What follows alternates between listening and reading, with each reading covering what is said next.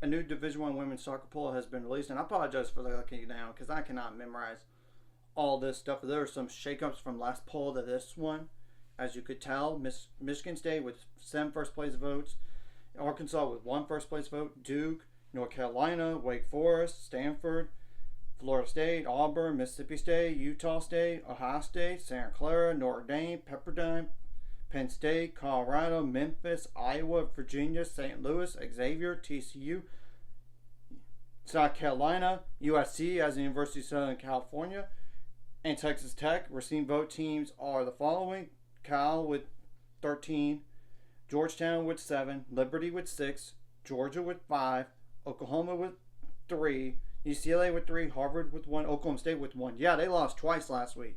And they're not even ranked anymore and just barely hanging on to a vote. And South Florida, as in USF, with 1. My top 10 for Division I women's soccer goes as follows. It's very similar. Michigan State, Arkansas, North Carolina, Duke, Wake Forest, Stanford, Florida State, Auburn, Utah State, and Mississippi State. Now, outside looking in no particular following teams for me: Ohio State, Santa Clara, Notre Dame, Penn State, Pepperdine, Colorado, and Memphis. There are some top 25 showdowns between this poll to the next.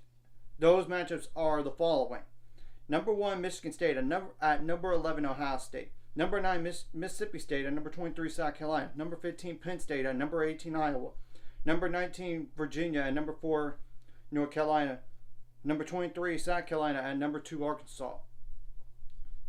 And I'm going to go over some of the RPI now. And RPI does help, like, your NCAA tournament resume. And it does impact, like, if you're going to be a top 8, like, as in, like, host up to potentially the Elite 8 game, as long as you win all the other games. Or even, like, the host to Sweet 16 games. Obviously, if, like, it goes to the highest ranked team available for the Sweet 16. So, I'm just saying that. So, really, the top 10 in that right now is on the following teams: Michigan State, North Carolina, Notre Dame, Auburn, Wake Forest, Penn State, Ohio State, Florida State, USC, and Mississippi State. I'm going to just go in general, like, the 30 through 60 teams. And I get maybe the bubble's more like 40 through 60 or 35 through 60. But you get the whole, like, 35 through, like, really, maybe even 55.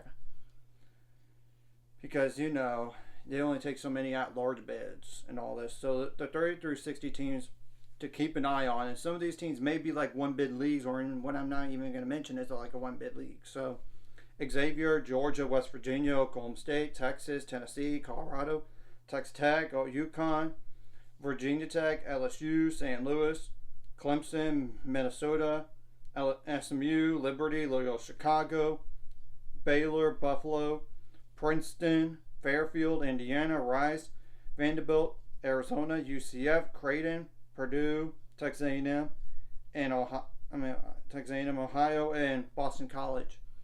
And if you win your conference tournament, if you know any of these teams listed that are behind 60, win your conference tournament or win your league, if there's no postseason, you're automatically in the NCAA tournament. You got to avoid bad losses as much as possible, especially if you want to be like a top 8 or top 16 seed. I mean, potentially to host a Sweet 16 game, try to be ranked high enough to do that. I mean, at least that. And especially if you're one of these bubble teams, you gotta avoid bad losses and get as many ranked wins, if not quality wins, as much as possible, just to get yourself more off the bubble in general. And some of these conferences may not have a conference tournament, so you have to finish as high as possible, really, if not win it. I mean, that's the thing. It is what it is. And if you are a bubble team and you just need to make it further enough, and then maybe you're definitely in, possibly. So that's just in general. Avoid bad losses, get as many wins as possible, and you should be okay. So if you're like you're definitely really pushing to that line, and you still need to win your conference tournament, if you have one, you got to do it in general. And obviously, if you're one of those teams that wants to potentially be a top like to host the Elite 8 game or the Sweet 16 game, winning your conference tournament further solidifies the opportunity to do that, as long as you win your NCAA tournament games at home prior. So anyways, if you like this content, hit the like and subscribe button. See you guys later. On the road to 7 subscribers. Of course, ultimate goal is 1,000 more. So my money out this course. Like a video, comment video really helps YouTube algorithms so more people see it. Share the videos up as well so more people watching if you're watching.